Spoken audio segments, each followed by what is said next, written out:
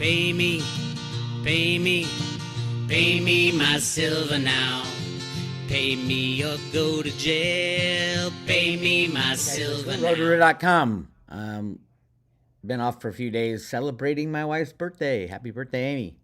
Nice job. 21 again. We had a great time. Lots of fun. Thanks for the well wishes. And back to work. I wake up this morning. It is April Fool's Day. All right. Is this the silver run? People are telling me, yeah, I can't wait till it gets over 30. I'm going to sell over 30. And I can't wait till it gets 50. I'm going to sell at 50. And I'm like, probably not the most brilliant thing you could possibly do. We have 180 years of silver price suppression that's about to be cut free from these criminal assholes. That's a lot of price suppression.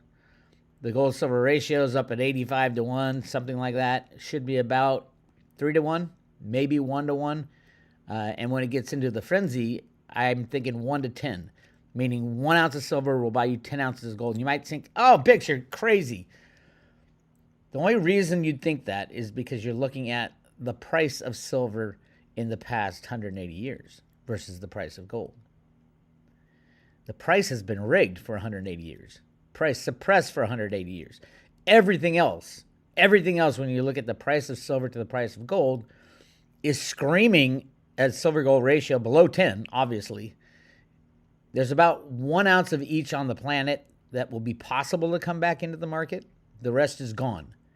Remember, way back when silver was used as money, the ratios averaged 8 to 10, sometimes 20 to 1. And then in the early 1900s, we hit the Industrial Revolution. And we started using silver in all these products. And then we hit the computer revolution. Everything's electronic, the best conductor of electricity. You would think that the price ratio would be going down, down, down, down, down. But no, because of the market rigging, because of the invention of the COMEX, futures and options trading floor, they can put the price at anything they want. That's the only reason that the price of silver today is not 1 to 1 with gold. There's 6 billion ounces of each on the planet that could come back into the market.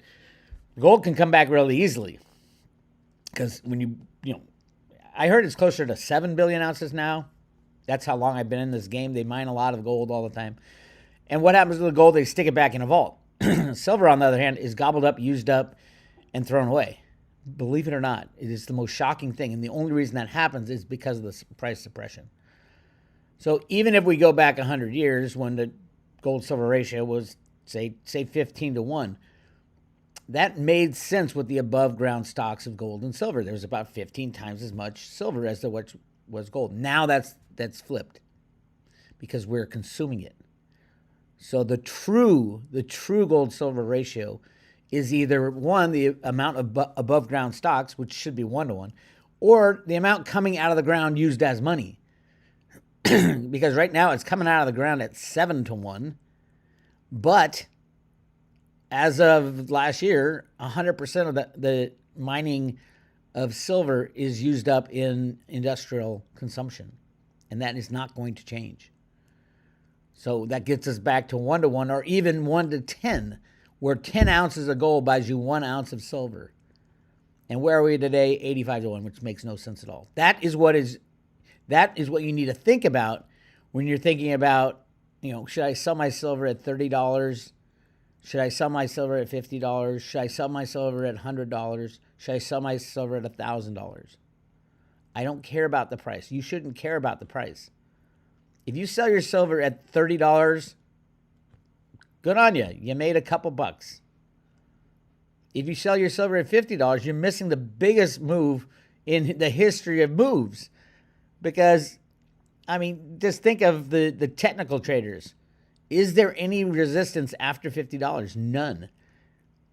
It'll hit $50, cut through it like a knife through butter, and then silver at $50, it'll probably bounce around a little bit, but it will become a new floor. That's the way the tech traders see it.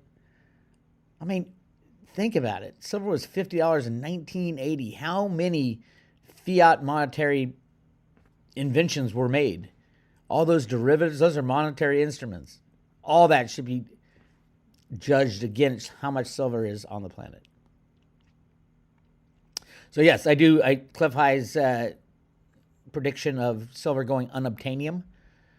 I can see that obviously now. I've been doing this for 25 years. I can see it. I've been hodling silver for 25 years, and I don't regret 1 minute of it. I know what's going to happen. And I've showed you guys who's controlling it, why they're controlling it, how they're controlling it. These criminals behind the scenes and the institutions that support them. Like CPM Group, Jeffrey Christian over there, 100% controlled and owned by the bankers.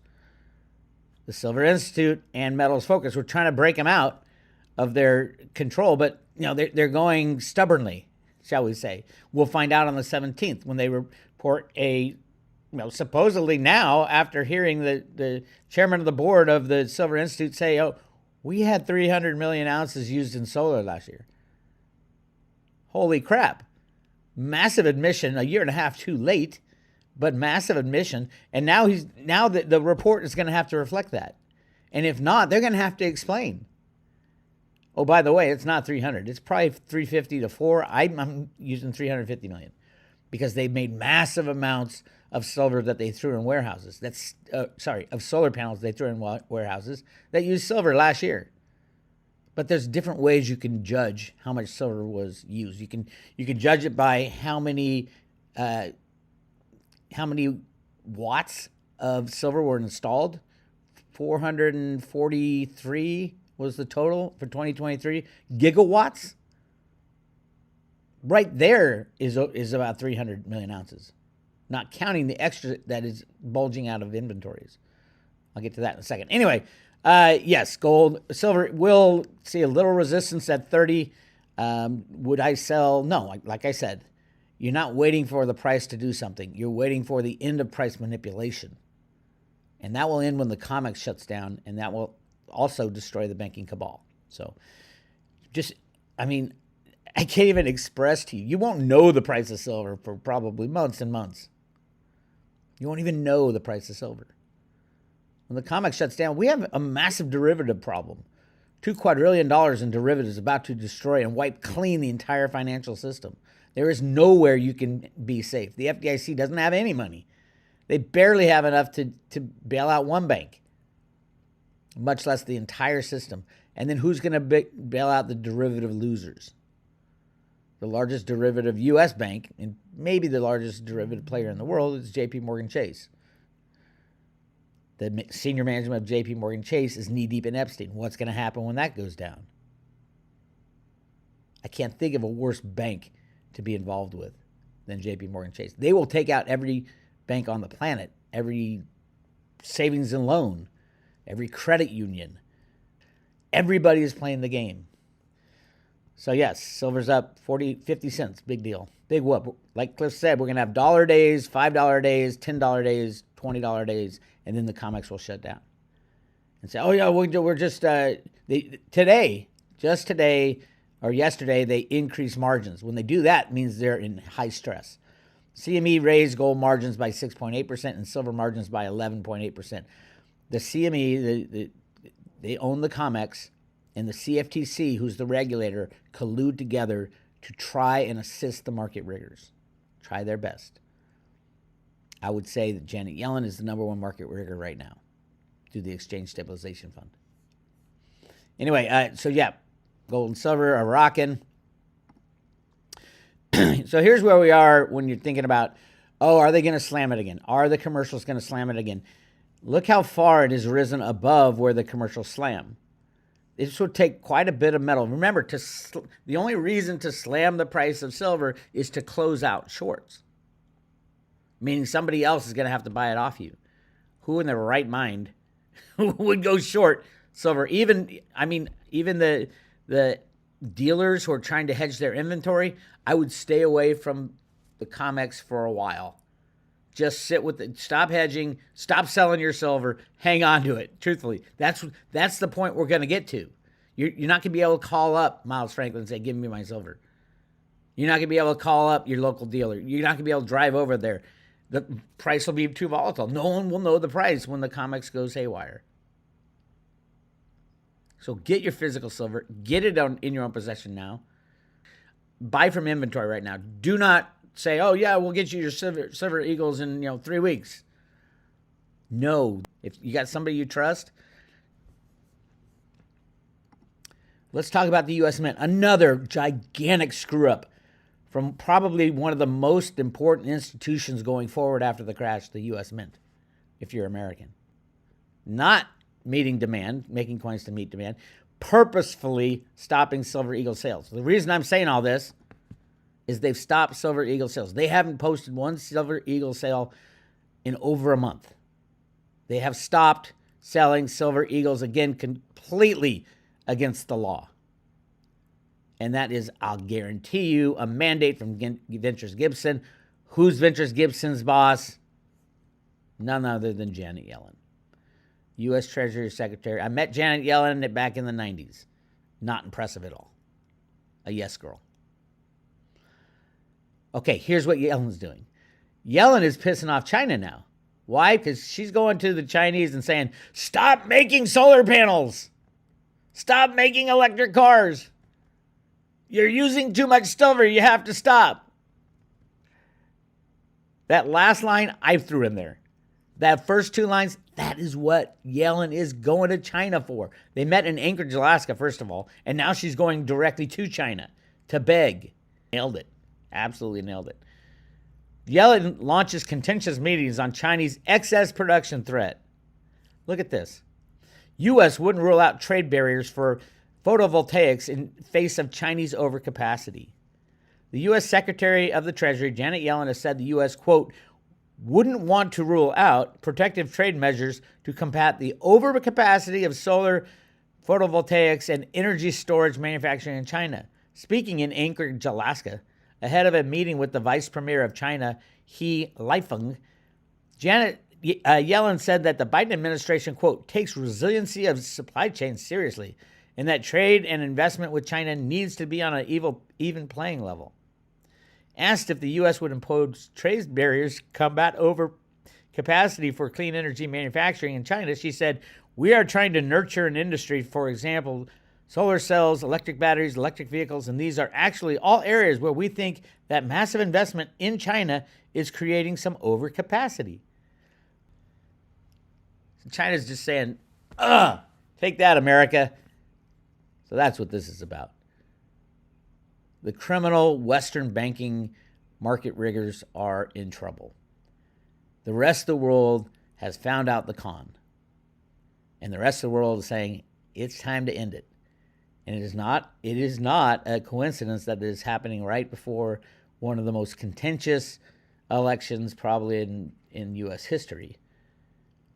At least contentious for the deep state, both Republican and Democratic deep state.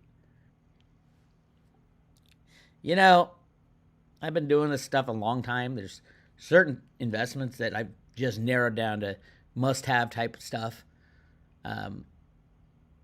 Silver, obviously, for 25 years, it's been a must-have for me. At first, it was mining shares, and then about 15 years ago, I'm like, I ran the scenario. What is the scenario? When the monetary system breaks down, we go back to a gold and silver standard, every country on the planet is going to nationalize their own mines. You have to. The people have nothing. So I got out of mining stocks. Physical silver in your own possession. I've been fighting that fight for very long. Crypto's come around. I poo-pooed it in the beginning. It cost me a hell of a lot. Cliff High explained to me, hey, you got to look at this as a standalone asset. It's something completely different. It's new.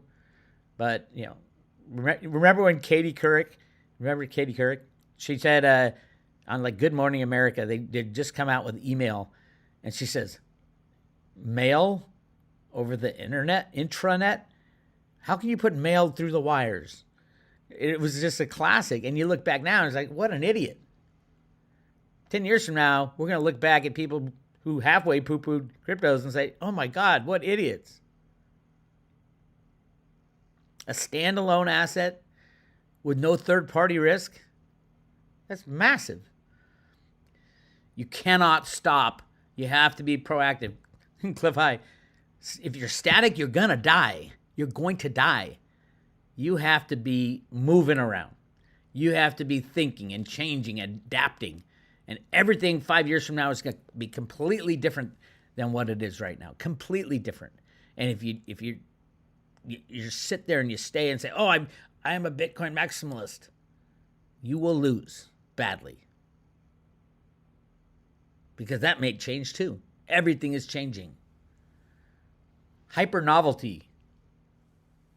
Everything is changing.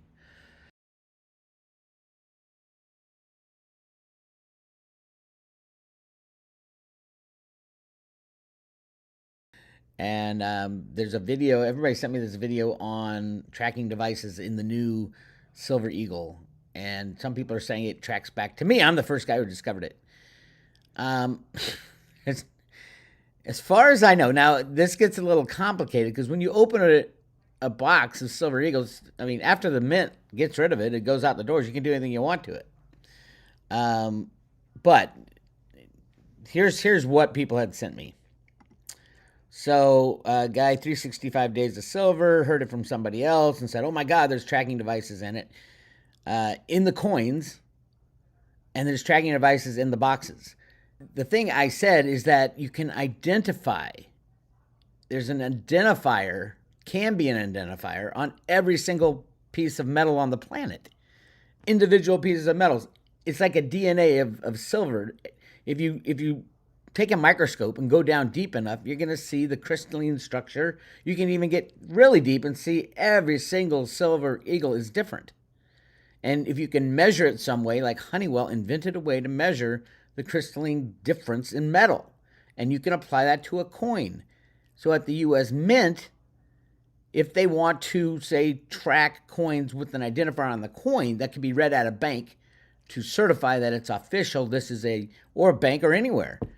I mean, so you can't necessarily add it later and still have it recorded with the U.S. Mint under this serial number or whatever kind of number they want to give that specific coin, gold, silver, any coin. They can do this. Honeywell did it so that as long as you record it at the U.S. Mint, they can say, yes, this is an authenticated, not counterfeit Silver Eagle. That's important technology. They didn't put it in the notch. And another problem, it's a positioner, because when you scan it, it's got to be in a certain position to match up the crystalline structure. Okay? Yeah, he starts dumping his Silver Eagles into water to get rid of the tracking device. And you got to leave it there for 14 days. That's ridiculous. That's the most ridiculous thing I think I've heard so far. No, there's no electric. Now, the diamond dust, because he talks about the diamond dust, which I had talked about at the beginning. Why are they putting the notch there? And there is a way to do it with diamond dust. It's not a GPS thing, though.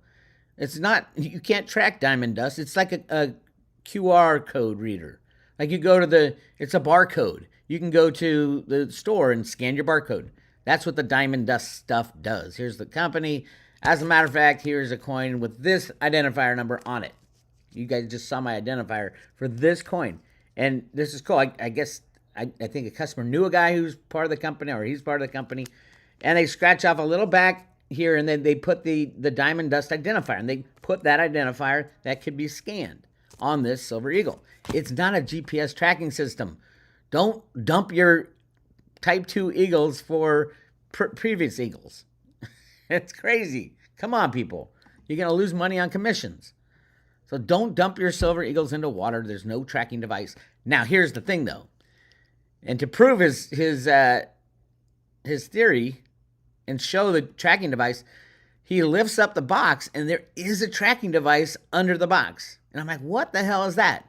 And it is absolutely a GPS tracking device with the light on.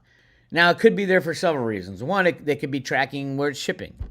It could be I actually cut one of my sealed boxes of Silver Eagles open just to make sure that thing wasn't in there. And it wasn't, of course. And I do not recommend opening up your Silver Eagle sealed box. Right now, right now they're paying more for a sealed box.